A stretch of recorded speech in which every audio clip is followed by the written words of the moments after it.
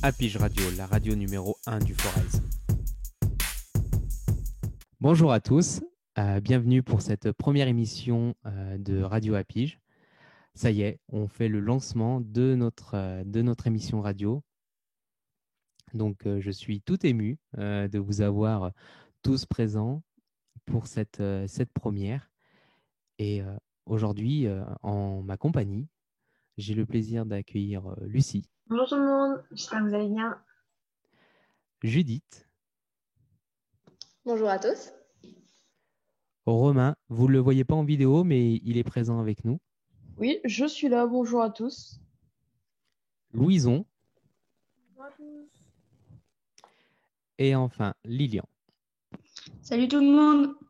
Alors, je vais vous expliquer un peu le principe de la radio, de notre émission du moins. Il y aura une chronique, chaque jeune va mettre en place une chronique et derrière, on débattra autour de cette chronique. On essaie de varier un peu la culture, le sport, les médias, l'actualité et débattre tous ensemble autour de ces sujets et surtout permettre de donner la parole aux jeunes sur les sujets d'actualité.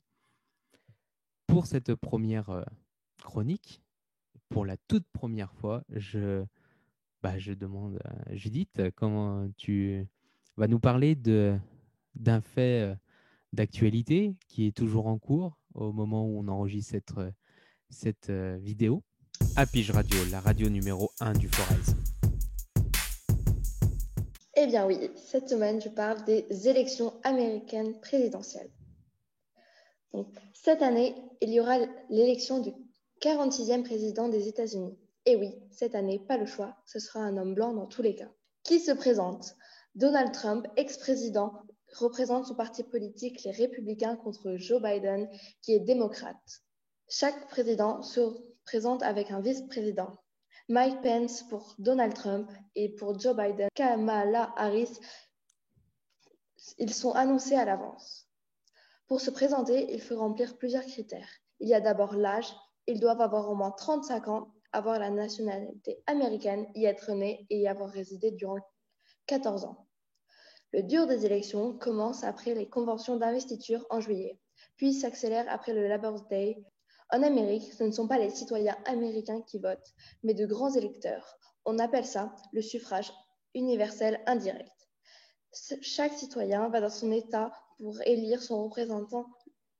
Le vote se passe historiquement un mercredi. À la fin des votes, on comptabilise à quel camp a le plus grand nombre de voix. On lui attribue tous ces grands électeurs qui votent en général en fonction des préférences de leur État, mais ils n'y sont pas obligés. Ensemble, ils forment le collège électoral qui élira le futur président. Lors des débats, les candidats s'attaquent non pas sur leurs idées, mais surtout sur leur personne. Et on attend tous les résultats.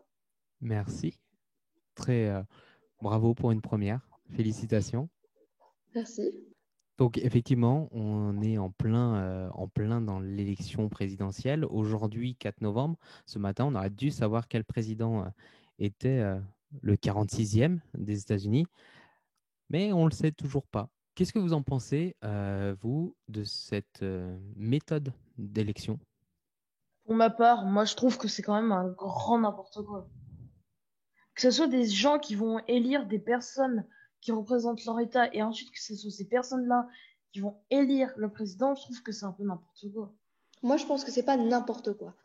C'est pas hyper pratique, mais c'est pas n'importe quoi. Parce qu'on sait que les grands électeurs ne sont pas obligés de voter selon les préférences de leurs États.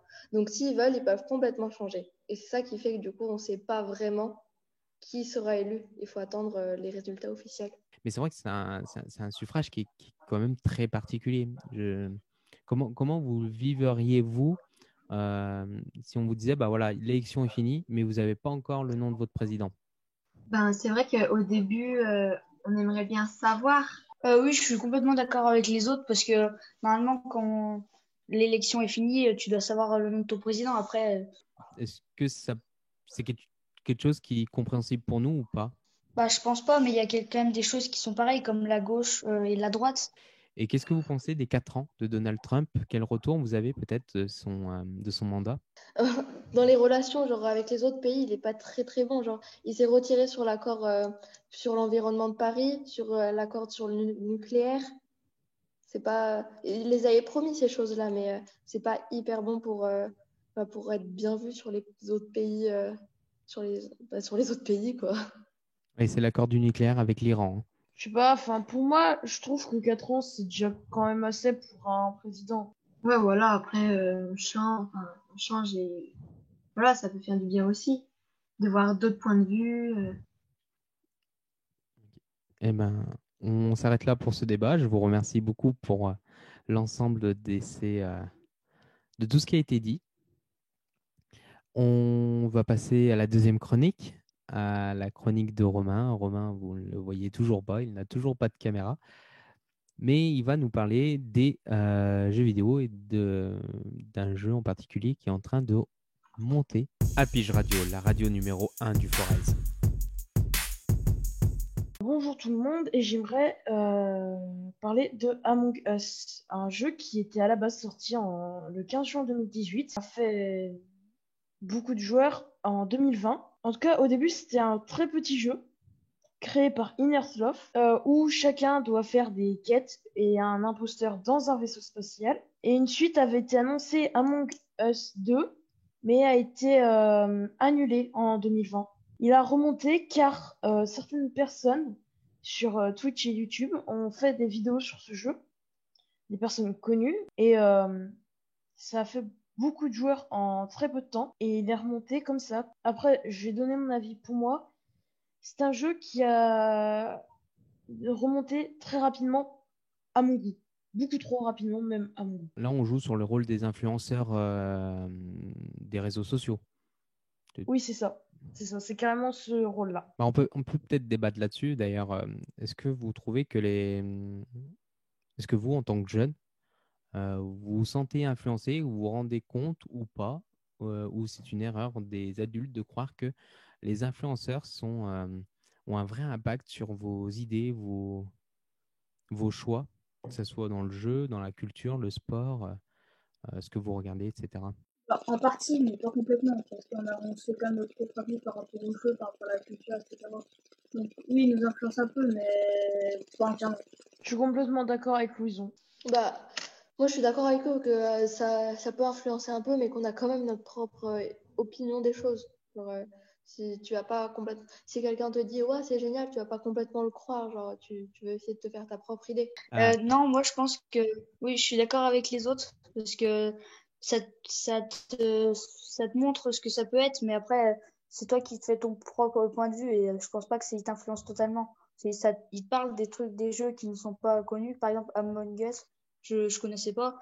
J'ai vu quelques vidéos dessus, mais par exemple, ça m'a tout de suite dit que ce serait pas un jeu qui me plairait et j'ai pas essayé d'y jouer. Mais sinon, après, tu formes ton propre point de vue. Est-ce que pour vous, les influenceurs sont des stars? D'accord, on pourrait croire que c'est des stars que tout le monde en parle, mais je vois pas. Enfin, pour moi, c'est pas des stars. Pour moi, c'est quand même des stars parce que, par exemple, sur un site TikTok, eh ben, il y a eu beaucoup d'influenceurs qui ont gagné de l'argent grâce à ça et ils en ont fait leur métier. Donc pour moi, c'est peut-être pas des stars. Oui, c'est pas des stars comme par exemple certaines célébrités comme des joueurs de foot, des chanteurs ou quoi, mais ça quand même, c'est quand même un peu des stars. Si tu les croises dans la rue, tu vas quand même, tu vas les reconnaître. Moi, je pense que oui, ils ont une certaine notoriété parce qu'ils sont vus de plein de gens sur les réseaux. Donc, ils sont quand même un peu connus, même si c'est pas à l'échelle d'autres grandes stars que tout le monde va connaître. On va passer à la chronique suivante. Je vais demander à Lucie de bien vouloir faire sa petite chronique tout en légèreté. Une chronique qui parle d'un sujet léger, qui parle d'un sujet bisounours. Apige Radio, la radio numéro 1 du Forez. Mon plus grand rêve était de devenir une princesse, comme toutes les petites filles, avec un château immense, une garde-robe de rêve et bien sûr, un prince charmant. Eh ben, aujourd'hui, je peux vous dire qu'il existe. Vous savez quoi? Hier, j'étais dans une boîte select quand j'ai vu un gentleman s'approcher de moi d'un pas assuré, le torse bombé. Et il me glissa un sublime salut. À ce moment-là, comme on me l'avait appris, j'allais lui rendre son salut. Mais je n'ai même pas eu le temps de décoller mes lèvres qu'il a enchaîné sur un « T'es pas mal ». même pas mal du tout. Et là, je ne savais plus si j'étais une femme, une œuvre d'art ou la dernière PlayStation qui venait de sortir. Alors, je lui ai pas répondu et j'ai détourné le regard. Je pensais qu'il allait comprendre. Mais non, vous, les hommes, vous ne comprenez pas la subtilité. Il s'est rapproché et m'a demandé mon prénom d'une manière très poétique. T'appelles comment, ma belle? Comme on me l'avait encore appris, je lui ai répondu. Je m'appelle Lucie. Mais ce que je ne savais pas, c'est que de donner son prénom était une acceptation pour le garçon de se dire « Hé, il y a moyen ». J'ai continué la discussion en lui demandant son prénom à lui. Il s'appelait Christopher, le prénom parfait. Il a poursuivi avec tous les détails de sa vie. Qu'il était l'aîné, qu'il jouait au foot et qu'il était le capitaine de son équipe, qu'il était populaire, qu'il a failli être pris au centre de formation, mais il n'a pas été pris à cause d'un souci d'entraîneur. Alors, messieurs, soyons clairs. Ne racontez pas votre life au bout de 2 minutes. Surtout que nous, les femmes, nous avons un détecteur de mythos. Nous, ce qu'on veut, c'est qu'on s'intéresse à nous, qu'on apprenne à nous connaître et surtout, faites-nous rire. Parce que là, vous gagnerez des points.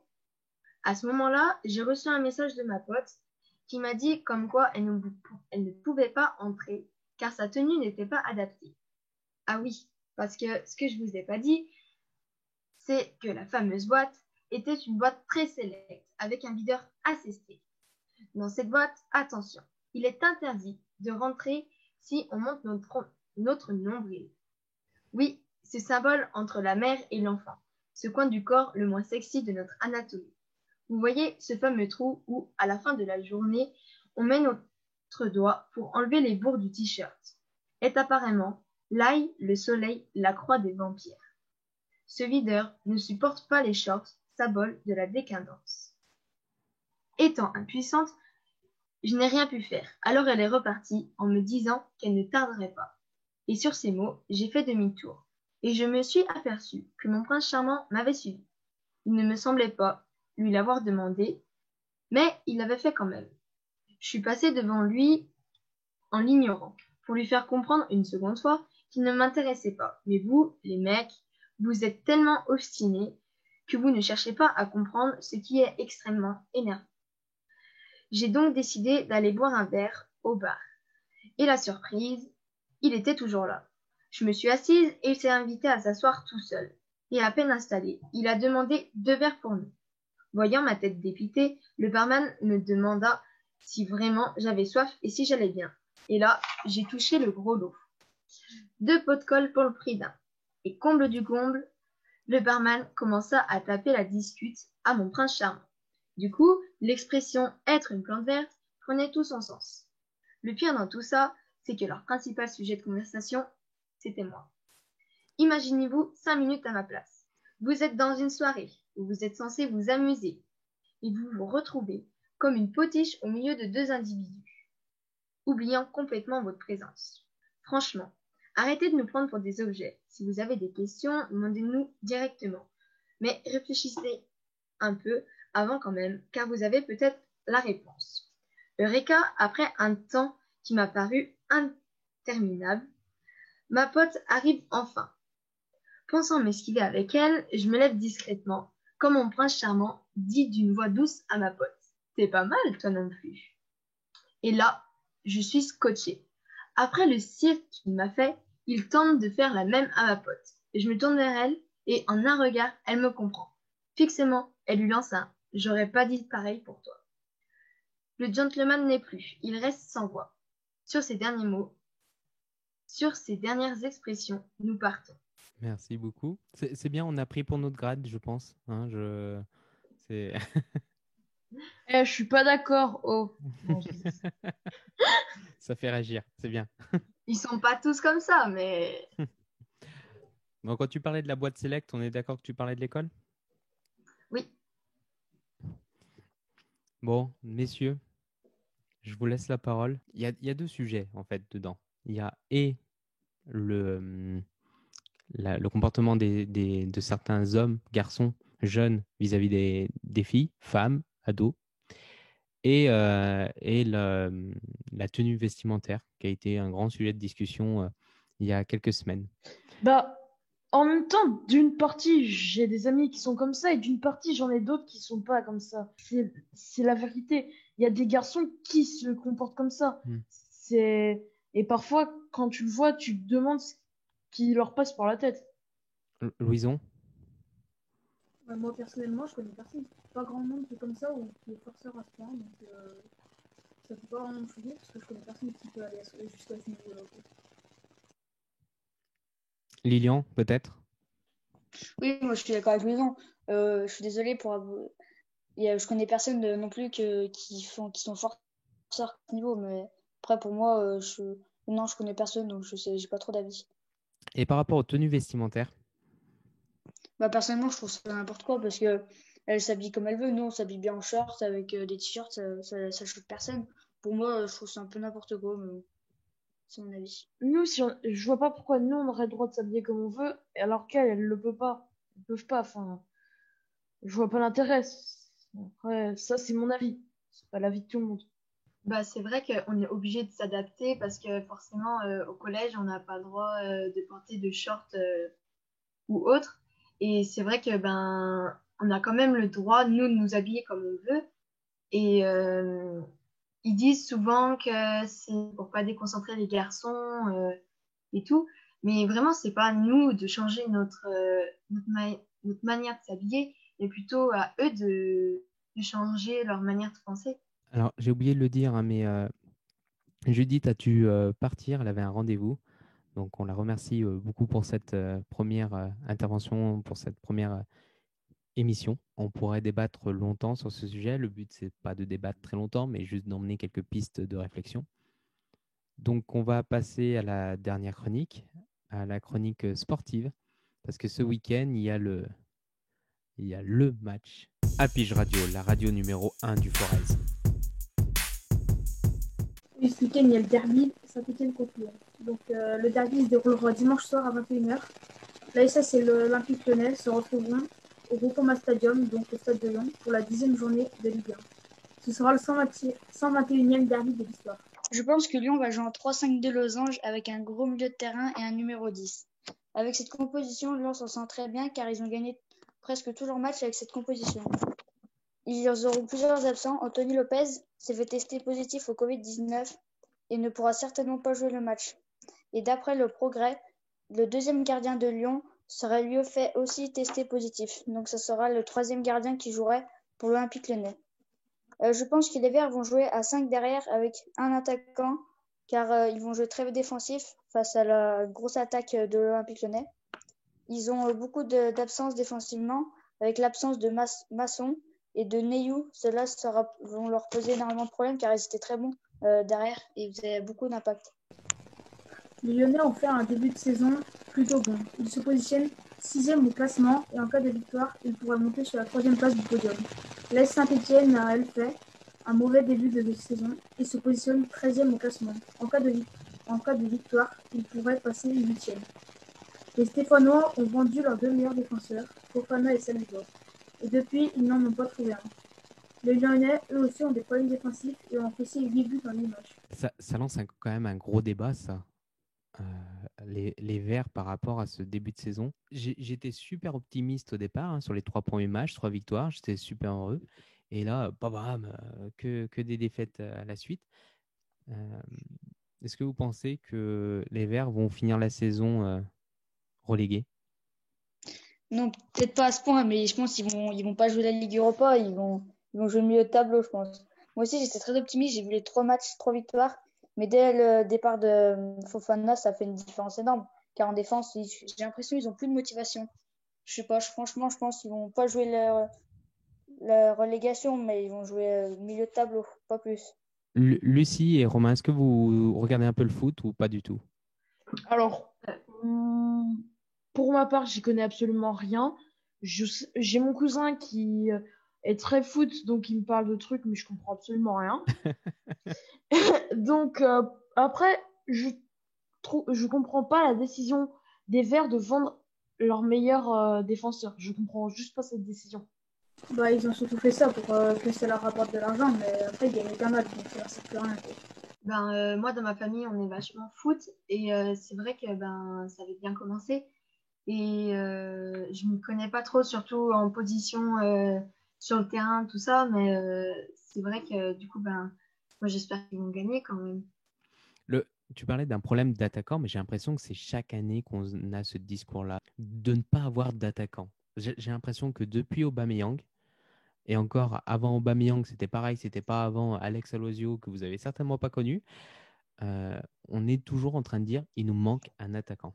Je suis d'accord avec toi parce que c'est vrai que depuis que je suis tout petit, je suis le foot, j'ai jamais vraiment vu un attaquant, à part Aubameyang, être aussi bon. À part, ils font pas de recrutement en fait. Ils sont pas bons au recrutement. Ils vendent mal. Regardez, Johnny, on l'a acheté 13 millions d'euros. Il a mis 4 buts en 2 saisons. Euh, non, ils sont pas bons. Ils ont acheté une personne qui vient de Havre. Après, on sait pas. Il le fait pas jouer. Franchement, ils font jouer, par exemple, Amouma qui serait meilleur sur un côté. Non, franchement, moi, les Verts là ne sont pas bons pour recruter, pour moi. Non, c'est sûr que c'est. Ouais, il y a eu un vrai ascenseur émotionnel. Moi, j'étais euphorique au début avec ce côté. Pareil, la méthode Poel, qu'est-ce que vous en pensez? Un peu de faire confiance aux jeunes. Hein, on s'est dit, voilà, c'était une nouvelle ère, c'était quelque chose de nouveau. Et finalement, bon, bah, ça fait un peu plouf. Qu'est-ce que vous en pensez de ce système-là de faire confiance aux jeunes? Bah, personnellement, pour moi, j'ai bien aimé l'effet Puel parce que de prendre des jeunes comme ça c'est très bien parce que, par exemple, les anciens, ça les fait bouger un peu parce que avec le passage où il y avait printemps, et ben, les anciens, par exemple, comme Perrin, Mouma, Kazri, ils faisaient ce qu'ils voulaient. Donc, par exemple, l'entraînement, je pense pas qu'ils s'entraînaient vraiment. Que là, si Puel est très strict, je pense, et il y a une grande distance avec ses joueurs, et je pense que mettre des jeunes, c'est bien parce que ça fait réfléchir les anciens et ça leur fait peut-être plus se bouger sur le terrain ou même à l'entraînement. Bon, en tout cas, on espère une victoire ce dimanche. Bon, mesdames, madame et messieurs, c'est la fin de notre première émission. Félicitations à vous. C'était une émission riche. On a pu parler de plein de choses. On se donnera rendez-vous à la prochaine émission. Peut-être avec Romain en visio. Ça serait bien ce coup-ci. Je vais tout faire pour avoir la visio. Je te remercie. C'est vrai qu'on fait une émission un peu particulière. On a oublié de le dire, mais on est en pleine période de reconfinement. Du coup, normalement, on devait faire une émission radio avec du matériel radio. Bon, c'était compliqué de le faire vu que tout le monde est chez soi. Donc, on tente quand même de faire quelque chose en visio, tous ensemble. Donc, n'hésitez pas à faire des retours, vous, téléspectateurs, qui allez nous écouter, à nous faire des retours, à nous faire des remarques, des suggestions, des envies aussi de sujets que vous avez envie de traiter. N'hésitez pas. On en tiendra compte, on en parlera et on essaiera de faire des émissions peut-être un peu plus spéciales par rapport à des thématiques. Je vous laisse chacun votre tour dire un petit mot de fin. Lucie? Bah, c'était bien, merci du coup pour ce moment, et puis bah, voilà. Romain, un petit mot de fin?